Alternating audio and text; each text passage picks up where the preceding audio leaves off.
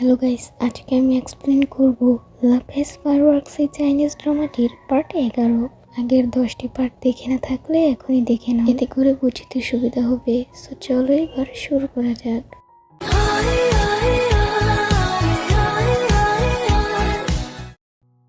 ইভাই নিজের বন্ধুদের ফোন করে নিউ ইয়ারের পার্টির আয়োজন করতে থাকে। অন্যদিকে শিন দানির কাছে যায়। দানি জানায় ব্রেকআপের পর সে একেবারে ভেঙে পড়েছে, তার মধ্যে আর কোনো শক্তি নেই। ভবিষ্যৎ নিয়েও সে ভীষণ বিভ্রান্ত। বন্ধুকে একা না রেখে শিন তাকে নিজের বাসায় নিয়ে আসে। সেখানে দানিকে বিশ্রাম নিতে বলে সে ইফাইকে খুঁজতে তার ঘরে যায়, কিন্তু ইফাই সেখানে ছিল না। তাই শিন একাই রাতের খাবার রান্না করে। এদিকে জুজেং এর বাড়িতে নিউ ইয়ারের রাতের খাবারের প্রস্তুতি চলছিল, কিন্তু জুজেং জানিয়ে দেয় সে আজ বন্ধুদের সঙ্গে বাইরে ডিনার করবে। এতে তার মা রেগে নিজের ঘরে চলে যান। ঘরে গিয়ে তিনি ইউ এর সঙ্গে নিজের নাচের ভিডিও দেখতে থাকেন। ভিডিও দেখে তিনি মনে মনে স্বীকার করেন ইউ সত্যি খুব ভালো নাচে। ঠিক তখনই জুজেং এর বাবা এসে মজা করে বলেন তার চোখে সেরা নৃত্যশিল্পী এখন তার স্ত্রী। কথাটি শুনে তিনি হাসি মুখে খুশি হয়ে যায়। এদিকে শিন ও দানি একসঙ্গে রাতের খাবার খাচ্ছিল। খাওয়ার সময় শিন লুজের প্রসঙ্গ তুলতেই দানি আবারও আবেগপ্রবণ হয়ে পড়ে। তাকে কাঁদতে না দেওয়ার জন্য শিন মজা করতে শুরু করে এবং দানির কিছু অদ্ভুত ছবি তোলে। দানি হেসে তাকে ছবিগুলো মুছে ফেলতে বলে। অন্যদিকে জুজেং এর বাবা মা ঘুমাতে যাওয়ার পর বাবা গোপনে ছেলেকে একটি বার্তা এখানে ইঙ্গিত দেন যে তার সম্পর্ক নিয়ে এখনো কিছুটা আশা আছে। সেই বার্তা পড়ে জুজেং হাসে। তখন সেই এর সঙ্গে একটি গেম জোনে ছিল।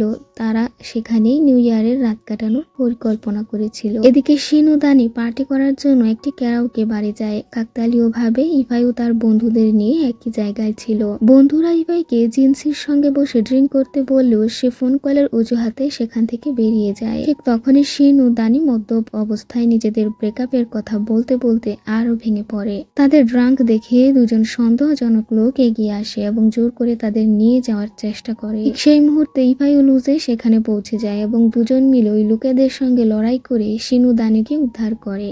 লোক দুজন মার খাওয়ার পর আরো কিছু লোককে ডেকে আনে। বিষয়টি দেখে শিন ভয় পেয়ে সবাইকে দ্রুত সেখান থেকে পালিয়ে যেতে বলে, কিন্তু ইফাই তাকে শান্ত থাকতে বলে। কিছুক্ষণের মধ্যেই অনেক মানুষ সেখানে এসে উপস্থিত হয়। শিন প্রথমে ভেবেছিল তারা নিশ্চয়ই ওই দুষ্ট লোক, কিন্তু পরে দেখা যায় তারা সবাই ইফাইয়ের বন্ধু। এত লোক দেখে দুষ্টরা ভয়ে পালিয়ে যায়। এরপর ইফাইয়ের বন্ধুরা তাকে মনে করিয়ে দেয় যে সে আজ তাদের সঙ্গে নিউ ইয়ার উদযাপনের প্রতিশ্রুতি দিয়েছিল। ইফাই শিনকে ও দানিওকে নিজের বন্ধুদের সঙ্গে নিয়ে যায়, তবে বন্ধুদের থেকে একটু দূরে বসে সে শিনের সঙ্গে আলাদা করে ডিনার করতে শুরু করে। ডিনারের সময় ইফাই শিনকে বকাঝকা করে বলে রাতে এভাবে একা বের হওয়া ঠিক নয়, কিন্তু শিন তখন নেশাগ্রস্ত থাকায় তার কথায় তেমন গুরুত্ব দেয় না, বরং সে ইফাইকে জিজ্ঞেস করতে থাকে সে কি খেতে চায়। তখন ইফাই বুঝে যায় শিন পুরোপুরি মাতাল, তাই সে আর রাগ না করে শান্তভাবে তার সঙ্গে কথা বলতে থাকে। অন্যদিকে ইউ ও জুজেং গেম জোনে একসঙ্গে খেলছিল। তারা দুজনই গেমে জিতে যায়। আনন্দে আত্মহারা হয়ে জুজেং হঠাৎ ইউকে জড়িয়ে ধরে। কয়েক মুহূর্ত পর নিজের কাজ বুঝতে পেরে সে লজ্জা পায়, তবে ইউয়েরও এই আলিঙ্গন ভালো লেগেছিল। এদিকে শিন ও ইফাই একসঙ্গে ডিনার করছিল। ঠিক তখনই নিউ ইয়ারে কাউন্টডাউন শুরু হয়। সবাই একসঙ্গে গুনতে থাকে। হঠাৎ ইফাইয়ের হাত থেকে খাবার পড়ে যায়। বিষয়টি দেখে শিন হেসে ওঠে এবং নিজের হাতে ইফাইয়ের মুখ পরিষ্কার করে দেয়। এই ছোট মুহূর্তটি দুজনের সম্পর্ককে আরো কাছাকাছি নিয়ে আসে। অন্যদিকে জুজেং ইউকে নতুন বছরের শুভেচ্ছা জানায়। ইউ তখন তাকে একটি ইচ্ছা চাইতে বলে। জুজেং হেসে নিজের মনের ইচ্ছার কথা জানায়। নিউ ইয়ার উদযাপন শেষে শিন ইফাইকে বলে সে লুজের সঙ্গে একান্তে কিছু কথা বলতে চায়। ইফাই তাদের একা রেখে নিজের বন্ধুদের কাছে ফিরে যায়। বন্ধুদের সঙ্গে বসে খাওয়ার সময় সে জানায় শিন ও দানি দুজনই নেশাগ্রস্ত, তাই তাকে মাঝপথেই পার্টি ছেড়ে বাড়ি ফিরতে হবে। এসব কথা জিনসি দূর থেকে শুনছিল, আর বিষয়টি তার মোটেও ভালো লাগছিল না। এদিকে শিন লুজের সঙ্গে কথা বলতে থাকে। সে সরাসরি জানতে চায় লুজে কি এখনো দানিওকে ভালোবাসে। লুজে বিনা দ্বিধায় স্বীকার করে যে সে এখনো দানিওকে ভালোবাসে। তখন শিন আবার প্রশ্ন করে যদি দানি আরো কখনো তাকে গ্রহণ না করে তাহলে সে কি করবে। লুজে শান্তভাবে উত্তর দেয় দানিও তাকে ভালোবাসুক বা নাই বা বাসুক সে সব সময় তার খেয়াল রাখবে এবং যতদিন লাগে ততদিন অপেক্ষা করবে। এই কথোপকথনের মাঝেই মাতাল দানি এসে হঠাৎ লুজেকে শক্ত করে জড়িয়ে ধরে। অন্যদিকে ইফাই ও তার বন্ধুরা এখনো শিনকে নিয়েই কথা বলছিল। ইফাইয়ের এক বন্ধু বারবার শিন সম্পর্কে নানা প্রশ্ন করতে থাকলে ইফাই বলে শিন খুব কঠিন মনের মানুষ, সব সময় সিরিয়াস থাকে। জিনসি দূর থেকে তাদের কথাও শুনে ফেলে। এরপর ইফাই শিনদের নিতে যায়, কিন্তু ততক্ষণে সবাই ঘুমিয়ে পড়েছিল। অনেক কষ্টে তাদের জাগিয়ে তোলা হয়। দানিও এতটাই মাতাল ছিল যে লুজেও তাকে নিয়ে শিনদের ফ্ল্যাটে চলে আসে। বাড়িতে পৌঁছে শিন দানিওকে নিজের ঘরে শুয়ে দেয়। দানিও তখন লুজেকে দেখে জানায় সে তার সঙ্গে কিছুক্ষণ একা কথা বলতে চায়। তাদের এই সুযোগ দিয়ে নিজে বাইরে এসে সোফায় ঘুমানোর প্রস্তুতি নেয়। বিষয়টি দেখে ইফাই হেসে নিজের ঘরে চলে যায়। কিছুক্ষণ পর হঠাৎ একটি জিনিস পড়ে যাওয়ার শব্দ শোনা যায়। শব্দ শুনে ইফাই ও শিন দুজনেই দৌড়ে ঘরের দিকে যায়। তারা ভেবেছিল হয়তো লুজে ও দানির মধ্যে ঝগড়া হয়েছে, কিন্তু দরজা খুলে তারা এমন একটি দৃশ্য দেখে যা পুরো পরিস্থিতিকে ভীষণ অস্বস্তিকর করে তোলে। সঙ্গে সঙ্গে ক্ষমা চেয়ে দরজা বন্ধ করে দেয় এবং শিনকে নিয়ে বাইরে চলে আসে। বাইরে এসে দুজনেই হাসতে শুরু করে। এরপর ইফাই নিজের ঘরে ফিরে যায়। পরদিন সকালে শিন ও ইফাই একসঙ্গে নাস্তা করছিল। ঠিক তখনই দানি ও লুজে ঘরের দরজা খুলে বাইরে উকি দেয়। দুজনেই বেশ অস্বস্তিতে ছিল, তাই চুপচাপ বেরিয়ে যাওয়ার চেষ্টা করছিল। তো ইফাই তাদের দেখে নাস্তা করে যেতে বলে। শেষ পর্যন্ত সবাই একসঙ্গে টেবিলে বসে। নাস্তার সময় ইফাই মজা করে দানিওর ঠোঁটের দিকে তাকিয়ে বলে, ঠোঁট দুটো আজ বেশ ফুলে আছে। দানিও লজ্জা ঢাকতে মিথ্যে বলে নাকি সারা রাত লুজেকে বকাবকি করেছে তাই এমন হয়েছে। আসল ঘটনা সবাই বুঝতে পারায় সবাই হেসে ওঠে। সেই সঙ্গে দানিও ও লুজের সম্পর্ক আবারও জোড়া লেগে যায়। এরপর সবাই একে অপরকে নতুন বছরের প্রথম দিনের শুভেচ্ছা জানায়। ইফাই অফিসে যাওয়ার আগে শিনকে এক গাদা কাজের নির্দেশ দিতে থাকে। লুজে ও দানি বিষয়টি লক্ষ্য করে বুঝতে পারে ইফাই শিনের প্রতি অন্যরকম যত্নশীল। ইফাই চলে যাওয়ার পর লুজে জানায় ইফাইকে তার খুব পরিচিত মনে হয়েছে। কয়েকদিন আগে সে একটি বড় ইনভেস্টমেন্টের ব্যাপারে বিখ্যাত শিয়াং গ্রুপের চেয়ারম্যানের সঙ্গে দেখা করতে গিয়েছিল।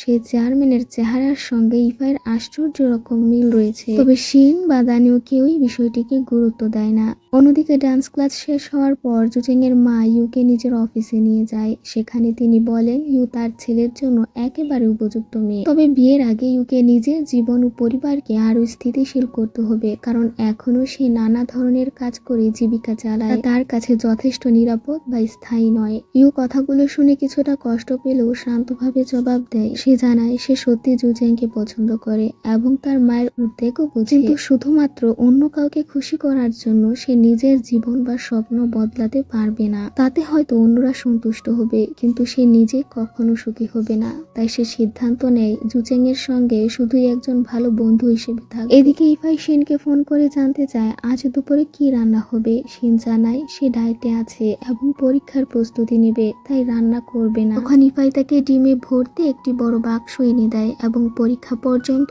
কিভাবে পড়াশোনা করবে তার জন্য নিজ হাতে একটি বিস্তারিত স্টাডি শিডিউল তৈরি করে দেয়। ইফাইয়ের এই যত্ন দেখে শিন ভীষণ খুশি হয়ে যায়। কৃতজ্ঞতা প্রকাশ করতে সে সবার আগে ইফাইয়ের জন্য দুপুরের খাবার রান্না করে। এরপর ইফাইও তাকে পড়াশোনায় সাহায্য করতে শুরু করে। অন্যদিকে ওয়াং তার বাবা মাকে নিয়ে হাসপাতালে ছিল। তার মা অস্ত্রোপচারের পর এখন সাধারণ ওয়ার্ডে স্থানান্তরিত হয়েছে। ওয়াং ফোন করে প্রথমে মিস লিয়াকে ধন্যবাদ জানায়, কারণ তার সাহায্যেই হাসপাতালের সব ব্যবস্থা সহজে করা সম্ভব হয়েছে এবং তার মায়ের অপারেশনও সফলভাবে সম্পন্ন হয়েছে। সে মিস লিয়াকে হাসপাতালে এসে তার মায়ের সঙ্গে একবার দেখা করার অনুরোধ করে, কিন্তু কাজের ব্যস্ততার কারণে তিনি বিনয়ের সঙ্গে না করে দেন। এদিকে শিনের বাবা ফোন করে জানান পরের দিন তার এক পুরনো নেতার ছেলে সাংহাই থেকে আসছে। তিনি চান শিন ছেলেটির সঙ্গে দেখা করুক। এর জন্য ছেলেটি উইচ্যাটে ফ্রেন্ড রিকোয়েস্ট পাঠাবে এবং শিনকে সেটি গ্রহণ করতে হবে, অর্থাৎ এটি হবে শিনের পরবর্তী ব্লাইন্ড ডেট। ফোন রাখার পর শিন নিজের উইচ্যাট চেক করে। সেখানে সে ফ্যাং নামে এক যুবকের ফ্রেন্ড রিকোয়েস্ট দেখতে পায়। সেই ছিল তার বাবার পরিচিত ব্যক্তির ছেলে এবং নতুন ব্লাইন্ড ডেটের প্রার্থী। এদিকে জুচেং এর বাবা মা দুশ্চিন্তায় ছিলেন। তারা ভেবেছিলেন আজ ইউ হয়তো তাদের কথাবার্তার সবকিছু জুচেংকে বলে দিয়েছে, কিন্তু জুচেং কিছুই জানতো না। সে স্বাভাবিকভাবেই রাতের খাবার খেয়ে গেম খেলছিল।